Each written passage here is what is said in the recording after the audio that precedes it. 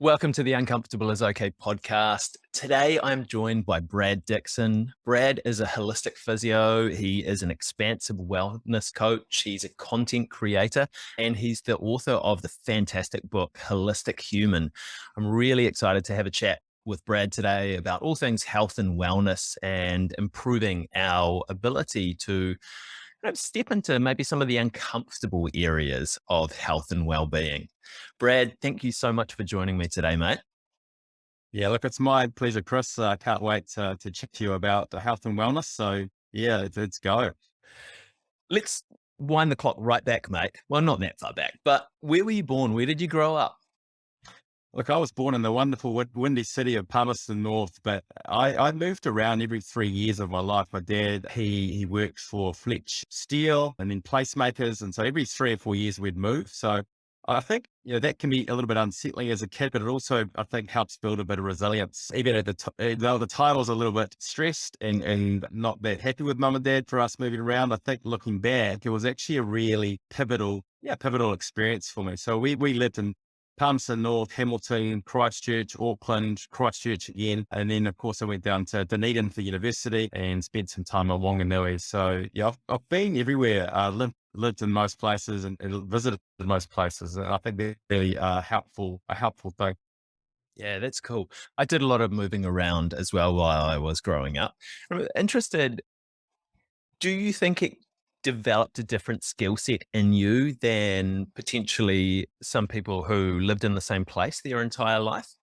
Yeah, I think so. I think I was just able to cope with change possibly a little bit more and maybe had the ability to make friends because you had to. Yeah, every 3 years when you're moving school, you had to find a new group of friends. And looking back, what that actually did is I found in high school, I kind of could glide between quite a few different groups. Like I was kind of sporty, but I was a kind of a nerd. I kind of wasn't one of the absolute popular kids, but I kind of could just drift in between different groups and felt like I was pretty friendly to most people and people were pretty friendly to me. And I just felt kind of, yeah, it didn't like I had my clique. I just felt like I had heaps of different tribes that I could live within. And that I think can be again, a helpful trait.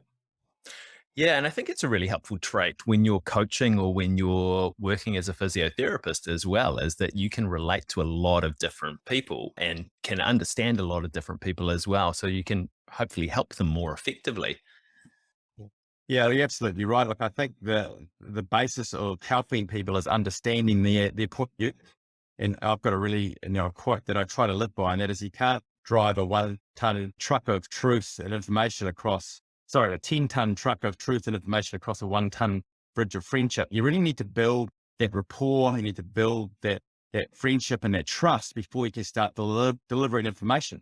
And so as a physio, it is really important to understand someone's point of view and, just get a really good history. That I think a really good subjective history is really important in terms of treating a physiotherapy client and then also understanding a coaching client.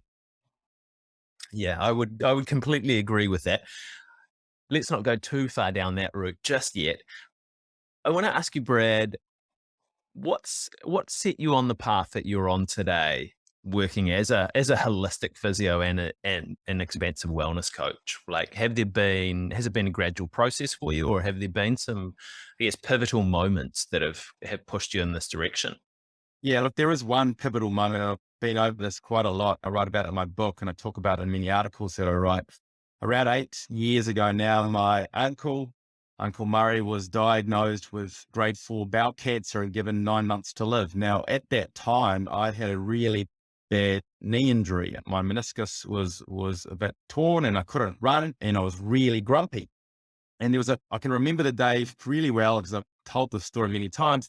I can remember complaining to my wife, Coral, about my knee and the fact that I couldn't run. And, I was sulking, throwing my toys out of the cot. And Coral just looked at me and, sometimes taking information and feedback from those closest to us can be really hard to take. But that information and feedback is usually the most valuable. And my wife looked at me and just said, get over yourself, Brad. Your uncle is dying of bowel cancer. You're complaining about your knee.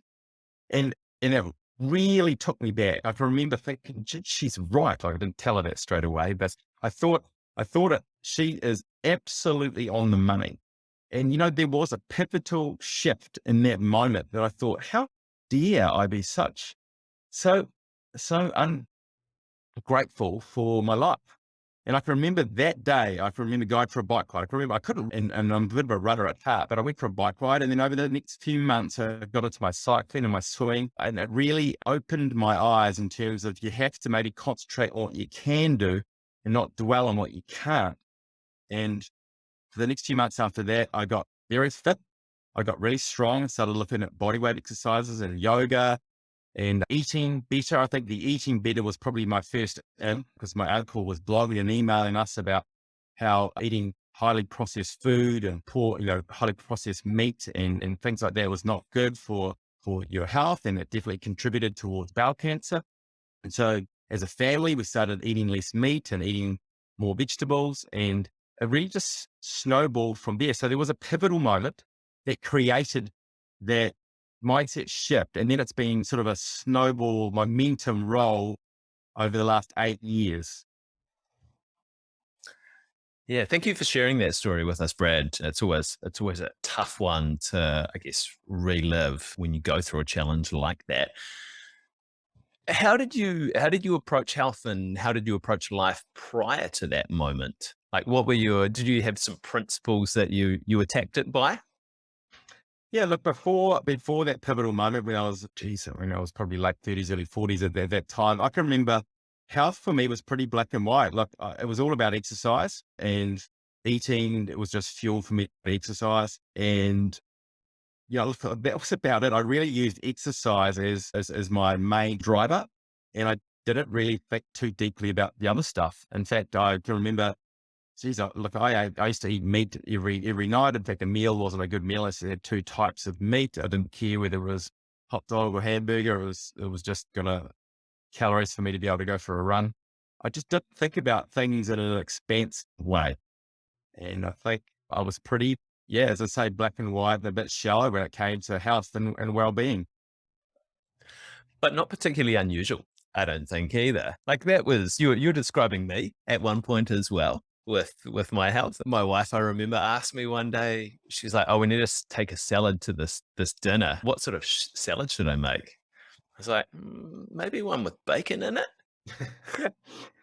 But Yeah, totally. yeah, I think, yeah, thankfully my perspective has evolved as well. But I think, like, for a lot of Kiwis out there and a lot of people who live in other countries as well, that is a relatively typical way to approach health, is that exercise is that one big pillar that we focus on, because I mean, it's pretty visible. It's pretty, well, it's not easy to do, but there's a lot of people telling you how to do it. So if you need some advice, it's quite simple to go and find it. And also, it does make you feel good for the most part. Totally. And then, yeah, thinking about diet as well. I mean, like, you just need to go around the supermarket and you see there's one aisle of vegetables and lots of aisles of everything else there as well. Yeah. Yeah. Yeah, exactly right. And those other things, apart from fruit and vegetables, they're easy and convenient. I used to can go and a breakfast biscuit and some toast for breakfast. That was healthy because, geez, the marketing told me it was. And I just didn't think to it. Look, I was really naive. I just loved packaged food. Look, don't get me wrong. I still have processed food, but it's maybe not as much as I used to. I definitely replace more of my calories now with whole food and plant-based. But back then I was just whatever was convenient. I just didn't put too much thought into it. So, uh, so 8 years ago, that shift really helped me start to look at other things, and definitely eating right is such a big component of health and well-being. Mm. It's not the only other component, though. So I'm really interested to hear how you think about expansive well-being. Yeah. So expansive wellness takes it a little bit further. Now, I'm sure you've heard of Carol Dweck's work on basically, going from a fixed to a growth mindset. Yeah.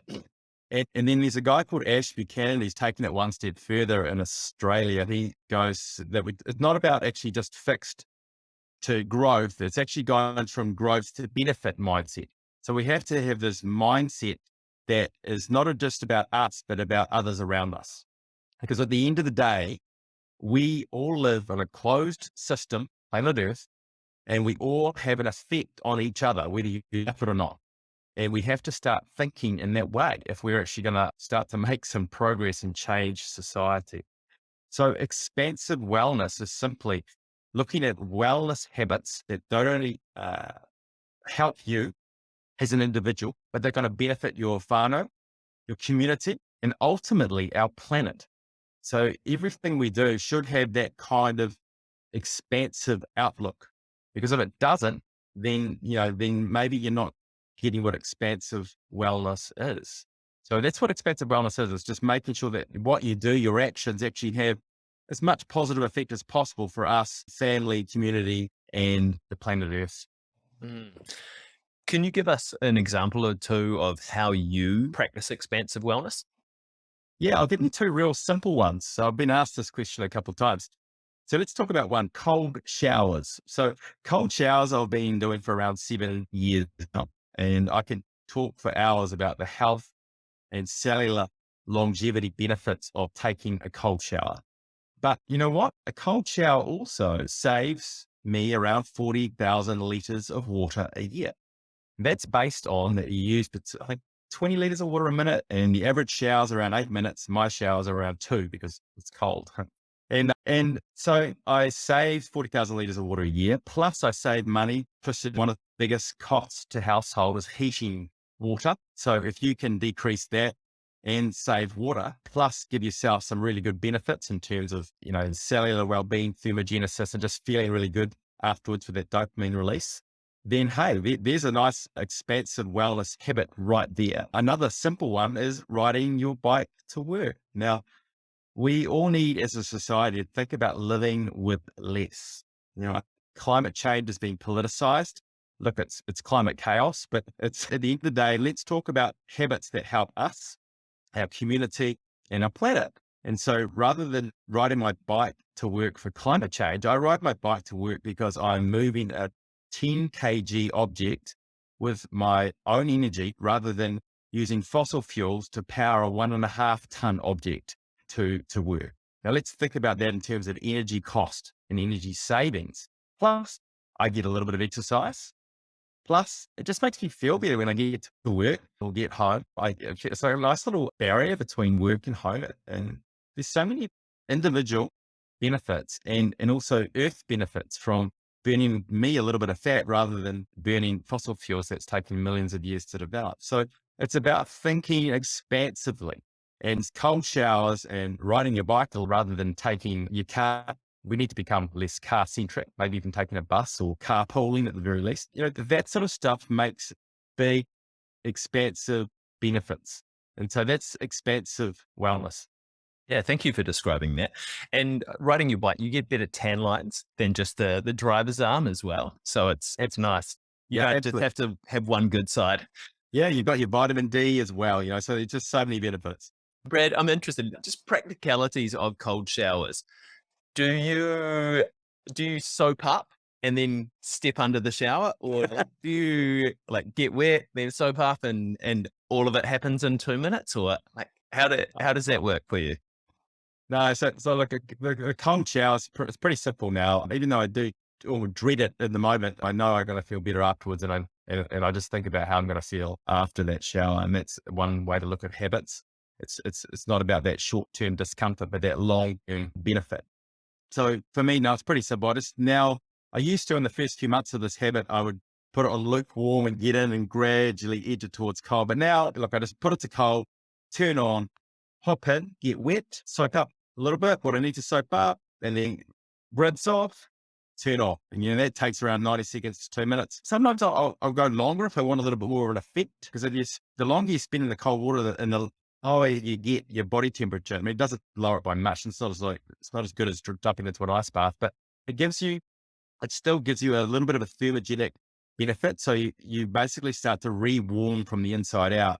You hop out of the shower and you feel like you've just been given a double shot of espresso. You feel amped up and ready for the day, rather than when you get out after a hot shower, you feel a little bit blah, so it really does have that immediacy of that benefit, that effect. It's fantastic. I recommend it to maybe 5% of people take it up, but I've got a few athletes and a few physio clients that now swear by it and they see the benefits.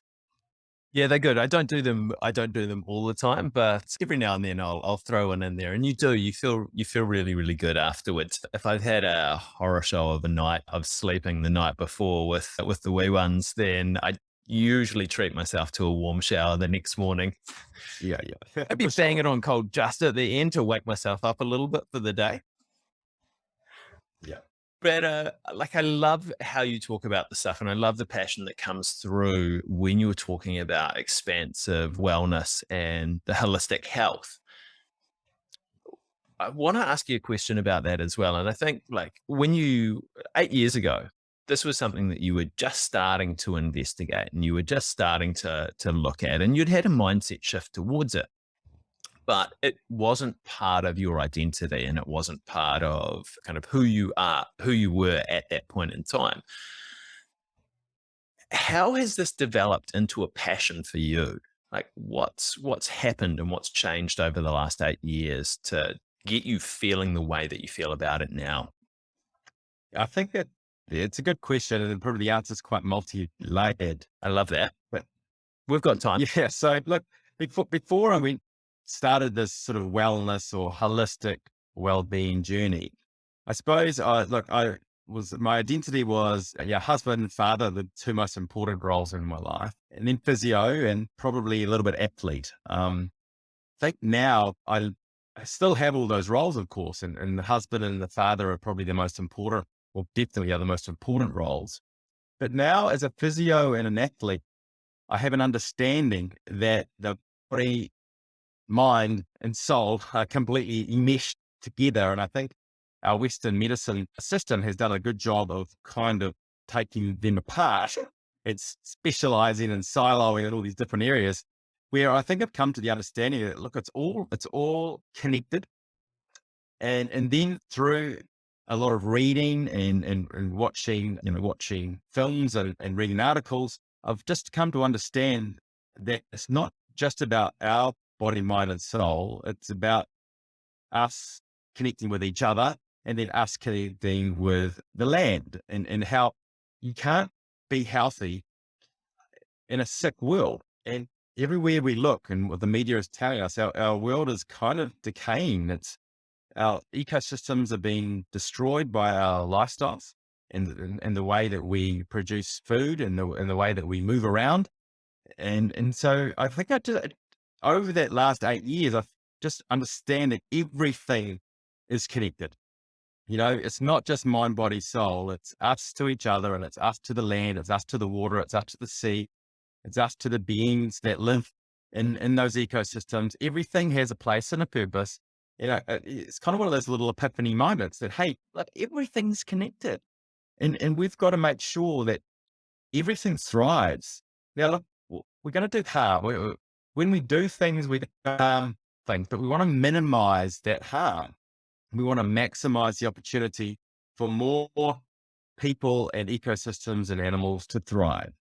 So I think now my identity is just I have an understanding of the connectedness of everything and the interconnectedness of everything, and how we've got to make sure that we live in a way that allows a little bit more synchronicity or a little bit more harmony.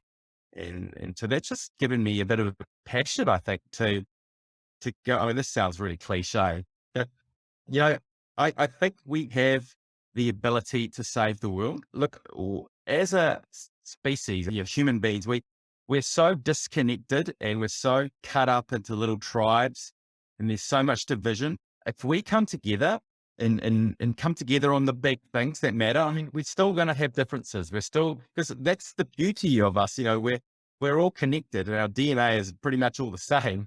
But we're all individuals as well. And how do we mesh that individuality with this beautiful connection we have? And I think there are ways to do that.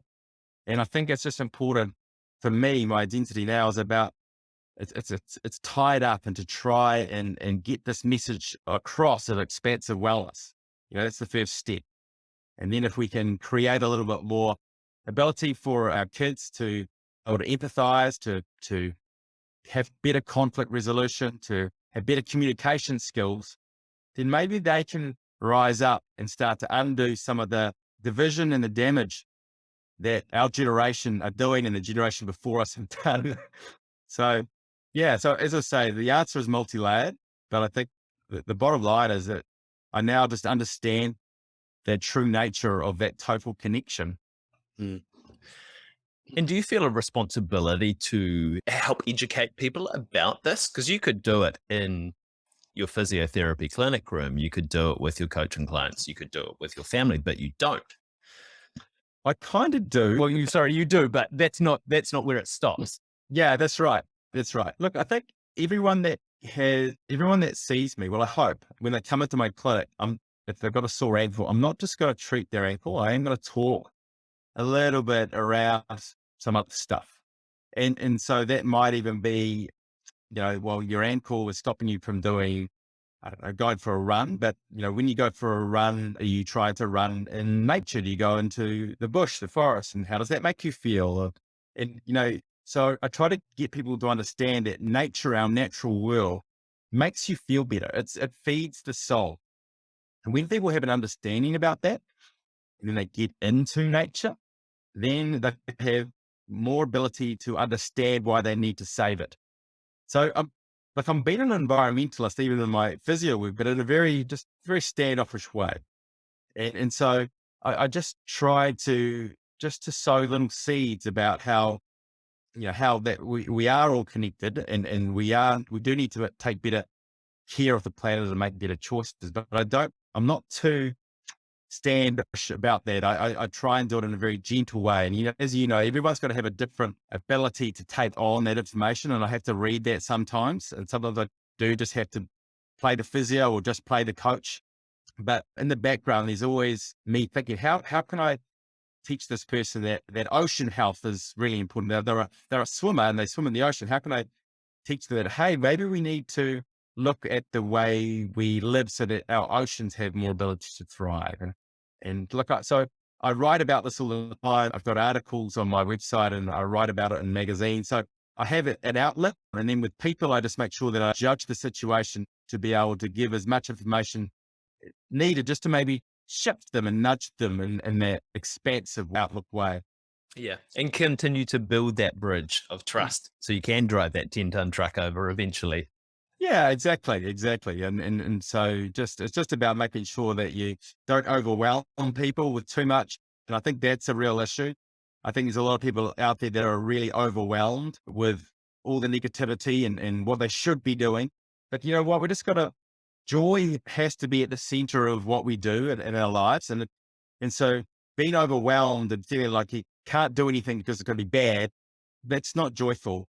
So it's about understanding that it's not a life of deprivation. It's a life of enhancement, having this expansive wellness outlook.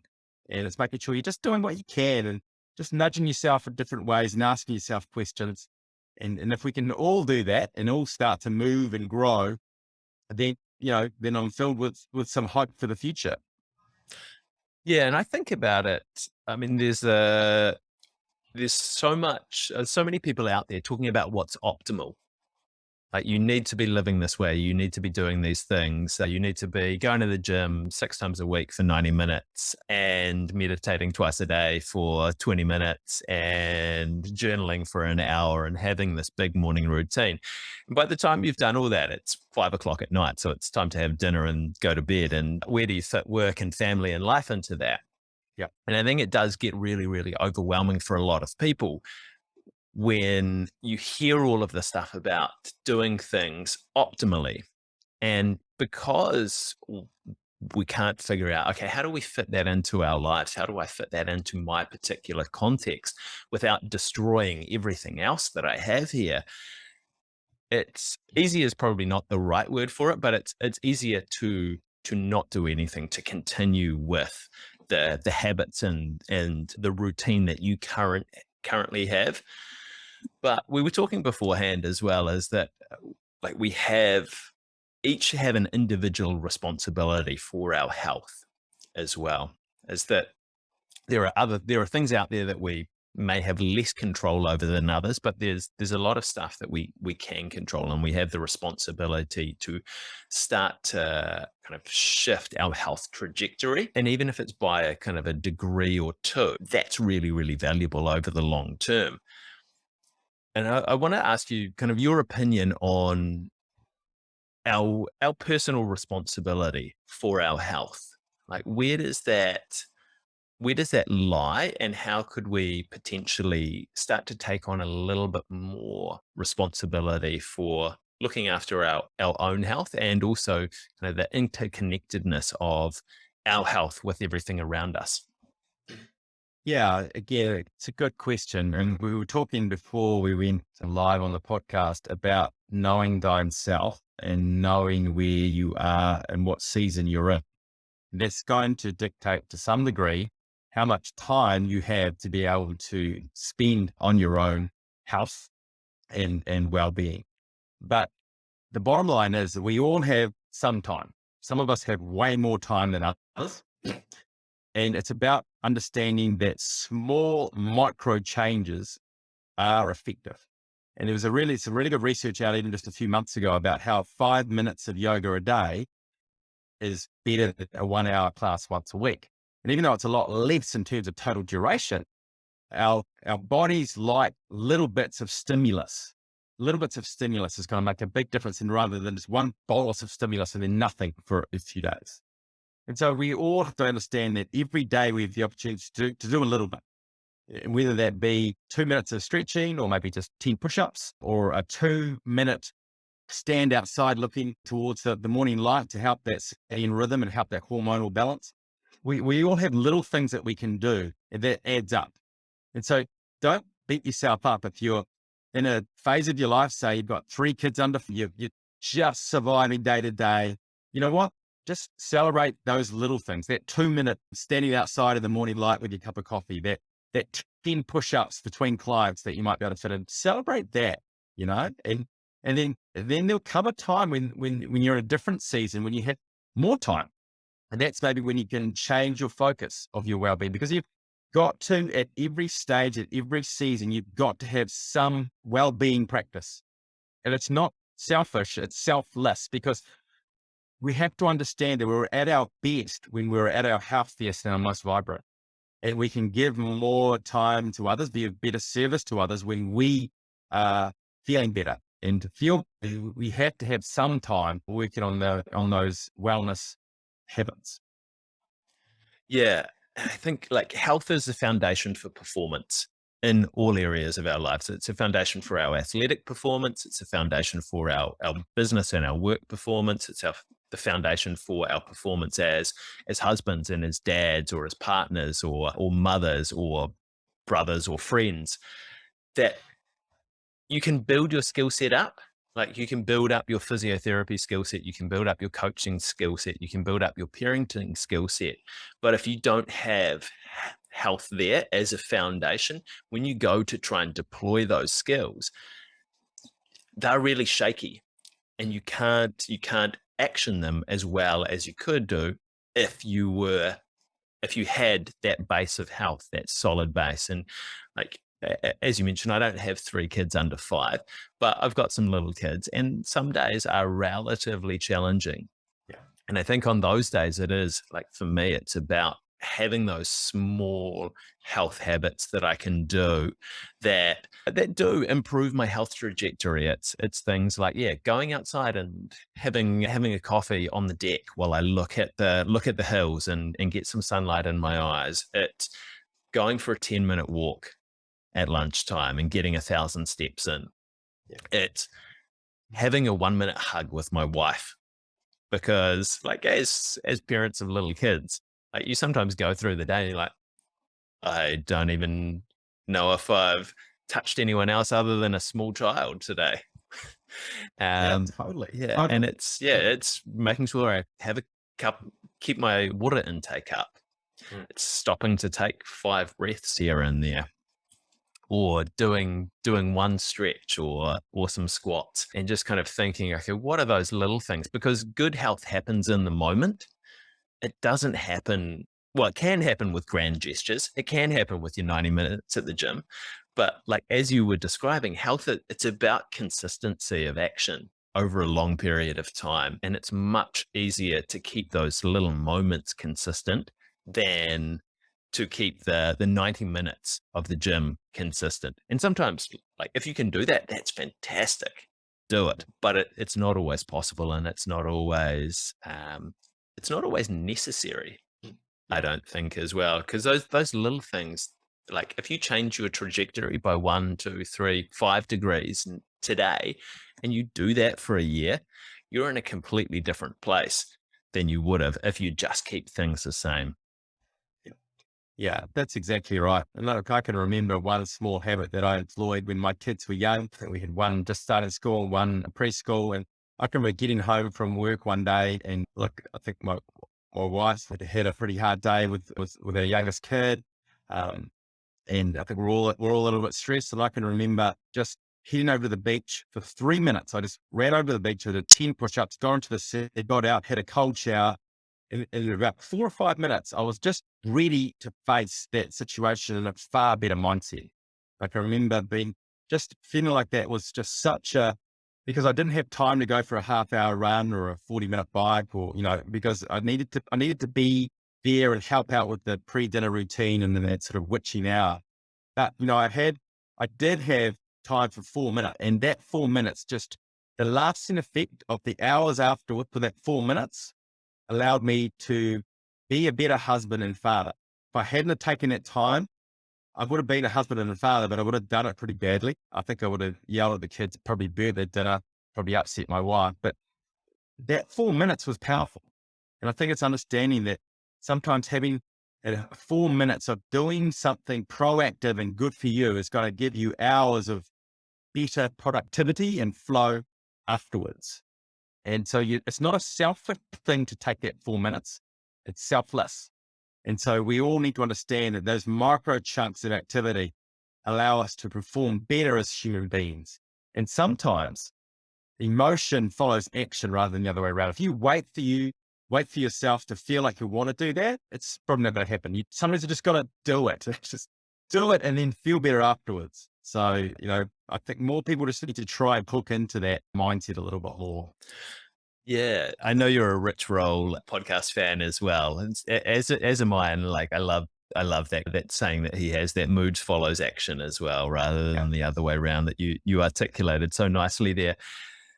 If someone is wanting to start to change their health habits and take advantage of kind of these health in the moments, or these micro chunks of health, or health snacks, or however you want to put it, how can they start thinking about that? Are there some questions that they could perhaps ask themselves to start to around putting plan around implementing it? But there is, and I think the biggest thing is low hanging fruit. I think you've got to go to this thing that's easiest to do to start with. So set yourself up with no fail. And so in doing that, you've got to, again, understand the individuality of the person in front of you. So you've got to get to know them to figure out, and they'll come up with the solutions. And I've figured this out a lot. Or yourself So I'm not as well. What's that, sorry? Or yourself, the individuality of yourself as well, if you're doing Yeah, it on your exactly. own. Yeah, exactly. So if you actually sit down with yourself and you just have a bit of a hard think, you'll come up with ways to be able to move into being more. And so for some people, that might be, biking to work. That way you're dealing with transportation to work, but getting a bit of a workout at the same time. For other people, it might be they're working late one particular day. There's a yoga class immediately afterwards, and they can just transition into a yoga class before they go home. And it's just easy. It just fits on that day. And so it's just about figuring out how to create the least resistance, go for that low hanging fruit, and just start with something, whether there be some exercise, some breath work, joining a tennis club. If you're into tennis, just figure out what do you like? Because, as the best exercise to start with is something that you're more likely to continue with. So that is usually, well, what do you like? I had this really good conversation with a client last week. She came to see me for some wellness advice, and she was burnt out, strung out. She does no exercise. Since COVID, she'd been working from home. She had no social interaction. and she was an absolute shell of her former self. And the first thing we did with her was say, well, look, why don't we first of all get you actually out of your house and working into a hub spot where you actually have connection with other people, because that's really important. And she agreed with that. And then we talked a little bit about exercise. And I said, what do you do for exercise? She said, nothing. I've done exercise for 10 years. I said, well, what do you want to do? She goes, I got no idea. And so then I asked a question, as a kid, what kind of, as a child, what sort of things did you do that really sparked you up? Because, as kids, we're creative, we're these creative beings. And so we just talked about her childhood, and her eyes just lit up, and she said to me, you know what? I can remember really liking riding my bike. I really like that. And so I said to her, hey, have you got a bike? She said, yeah, I do. I've got a bike in the garage. I haven't used it for 15 years. I said, well, why don't we pump up the tires, and why don't you just go out for a little 10-minute total round? So it's just finding people's in and getting to know them and asking them the right questions. And then they'll come up, usually most of the time, they'll come up with those solutions and those ins and where to start on their health journey. And once they're in, then you can move them along. Get them in, start with something, riding a bike, yoga class after work, commuting, with a bike rather than the car. Just find that in, and then you can talk about the other stuff. What you're eating, when eating, breath work, stretching, how's your relationship going? Do you need to organize a date night? Have you not been out alone with your partner for 2 years because you've been so busy with the kids? It's just about figuring out that in and then moving them along with those other sort of wellness type habits. Yeah. You're just cutting right through me, Brad. I need to organize a date night, mate. Yeah. And I think I love that as well. It's about, people often ask me, they say, what's the best exercise to do? And my reply is, it's the one that you enjoy, because it's the one that you're going to keep going back to as well. And I think that's a really powerful question to ask ourselves to start with, is like, if we're thinking about this, I guess from any aspect of our health, whether that's our physical health, our mental health, our spiritual health, our social health, our emotional health, even our vocational health as well. It's like, what do I enjoy about this? And how can I bring a little bit more of that into my life? And I guess you could think about it in a big dose or in a micro dose as well. It's like, what does it look like if I could only do 3 minutes of it? And what would it look like if I could do 90 minutes of it? And I think it's like, it's making that start, because when we think about health, and like you see all the gurus out there talking about what optimal is and what optimal looks like, and you must do it this way. And we don't need to do optimal to start. We need to do realistic and practical. And once you take those first few steps, just like you have done on your expansive wellness journey, is like you took that first step and you started off, and 8 years later, you're here and like you have a wealth of knowledge. Like I look at the stuff that you post as well, and I'm like, that's a really cool idea. Maybe I should figure out how I could bring some of that into my life as well from a wellbeing perspective. But rather than, I'm correct me if I'm wrong, I'm betting there haven't been, like, other than maybe that first one, there haven't been too many massive steps that you've taken. They've been kind of the smaller steps that have slowly built on top of each other to the point where you are now. Would that be right? Yeah, that is right.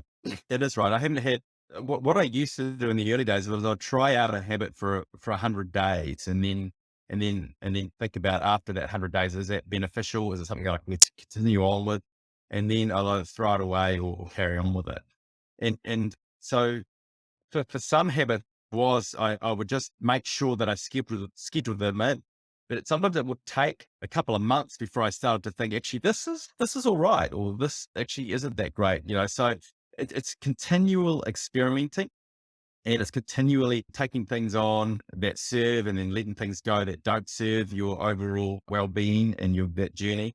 And so most of the time it has been just those small incremental steps. And as consistency is the key to success in so many facets of life. And I've just figured out that just keep doing it, schedule it in, and it works really well, And so for me, there's been a few things. One, my no wetsuit Wednesday, which I've been doing for about 6 or 7 years.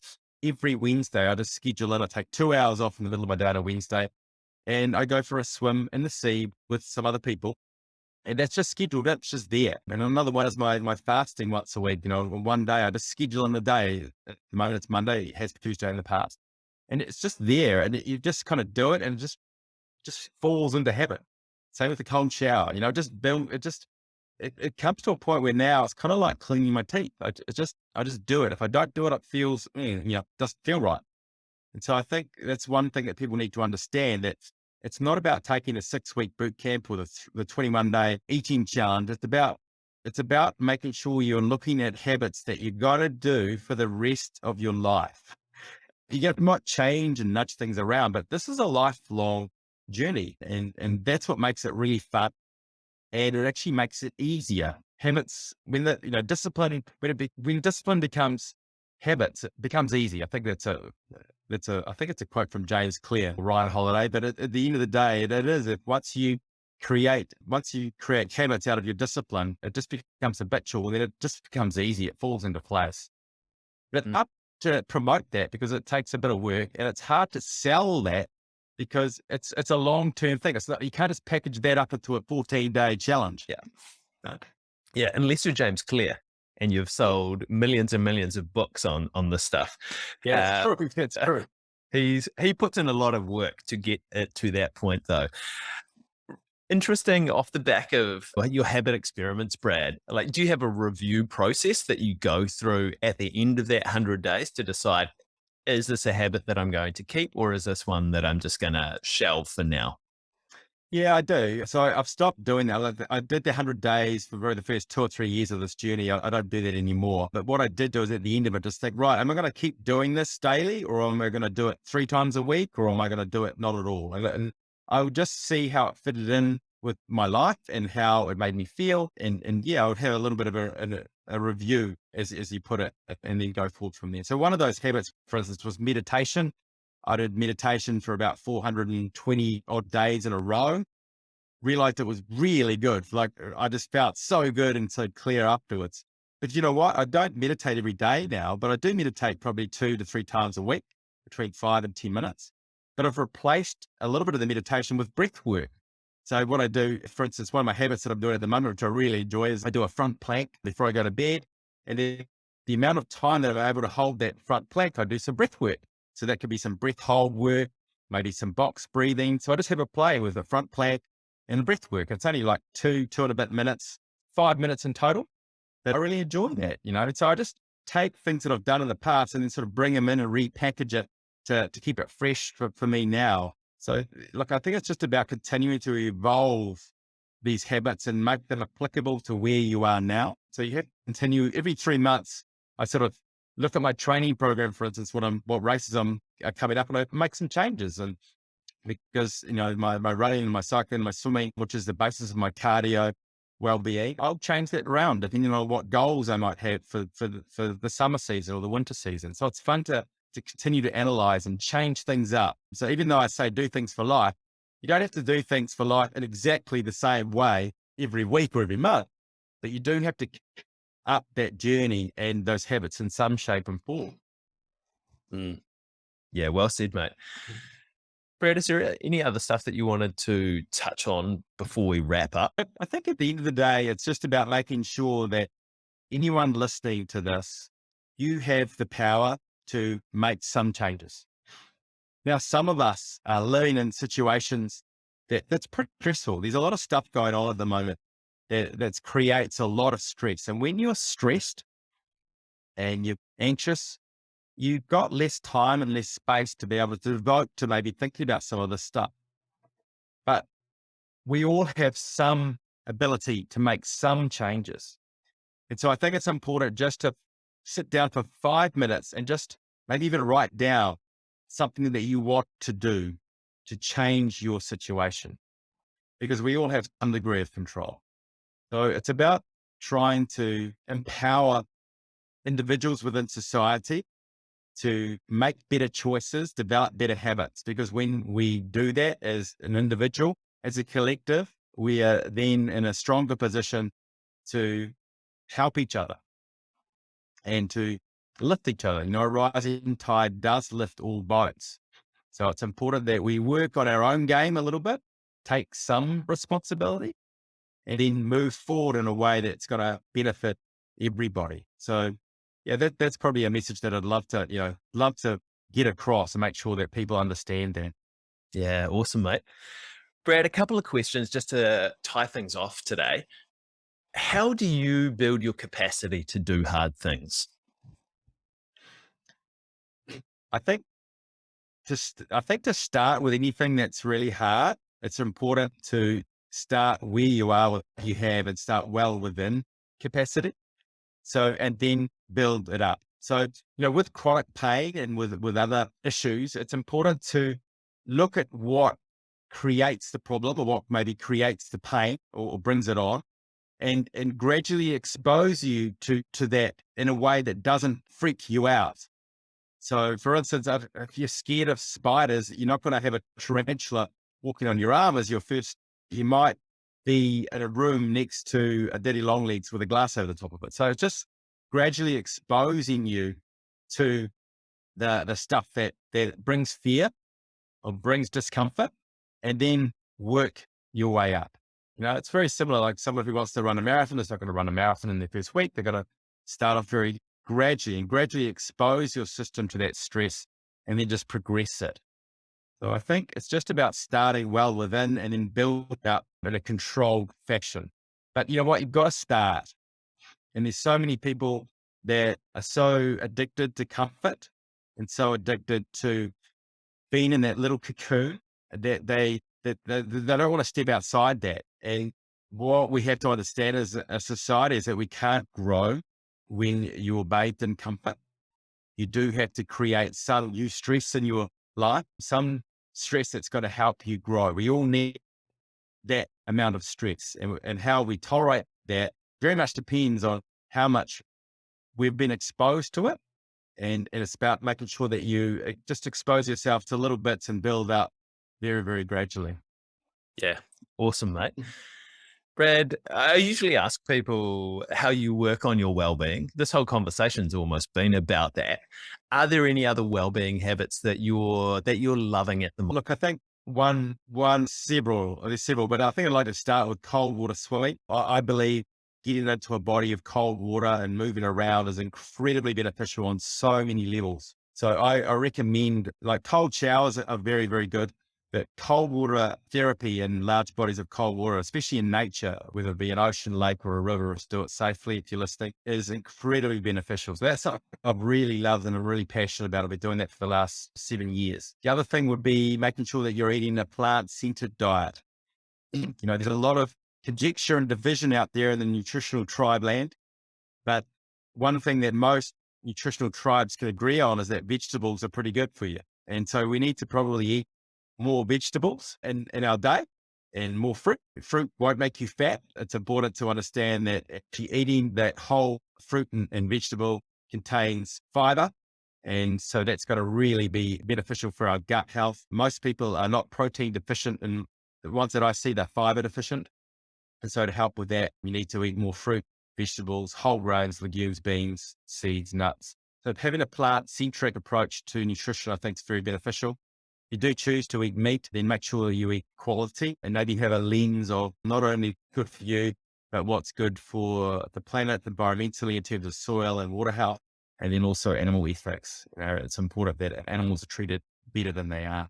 So, so you're looking at cold, you're looking at good plant-centric eating. And then the other big one that I think we don't talk about enough is the quality of our relationships. So the relationships that we have at home and our workplaces, making sure that we communicate effectively, there is good conflict resolution, and that we understand that having agreement doesn't mean that someone hates you, not to take disagreement personally, but to try and take on feedback and not criticism, but feedback in a way that allows you to be better. And if we all have that mindset, then there'll be less petty arguments and less division. So making sure that you have a really good quality of relationship at home and at work, because that can create a lot of distress that no amount of yoga and green smoothie will help with. So making sure that our relationships are positive, we treat people well. Yeah. Yeah. You can't yoga your way out of that one. Yeah. Brad, if people are into what we've been talking about today, want to find out a little bit more about you, about the work that you do, about the content that you create, where can they do that? How can they go about doing it? Yeah, so there's a few areas. So my website, which is everfit.co.nz, that has links to all my articles, the videos that I've done, and also my information on coaching and physiotherapy. So the website's a good one.